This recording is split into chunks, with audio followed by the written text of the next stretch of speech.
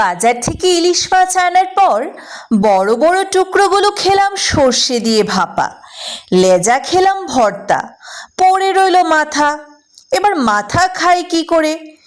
ইলিশের মাথা দিয়ে সবজি বানিয়ে একবার খেয়ে দেখি কেমন হয়। ঘরে ছিল কাঁকরোল আর আলু, এগুলোই টুমটুম করে কেটে নিলাম। এদিকে কেটে নিলাম কুচি কুচি করে পেঁয়াজ, আর লঙ্কাগুলো মাঝখান থেকে চিড়ে নিলাম। মাথাটা ভেজে তুলে নিয়ে সেই তেলেই দিয়ে দিলাম পেঁয়াজ কুচি। পেঁয়াজটা কিছুক্ষণ নেড়ে দিয়ে দিলাম কেটে রাখা আলু আর কাঁকরোল। এরপর দিয়ে দিলাম হলুদ গুঁড়া, অল্প জিরে গুঁড়া এবং ধনে গুঁড়া এবং একটু কাশ্মীরি লঙ্কার গুঁড়া। যেহেতু ইলিশ মাছ এমনিতেই অনেক সুস্বাদু, বেশি মশলা দেবার কোনো প্রয়োজন নেই।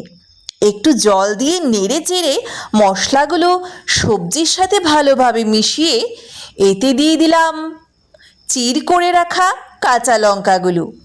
নেড়ে চেড়ে ঢাকা দিয়ে রাখলাম কিছুক্ষণ। এরপর ভেজে রাখা মাথাটা দিয়ে আবার নেড়ে চেড়ে বাটিতে তুলে নিলাম।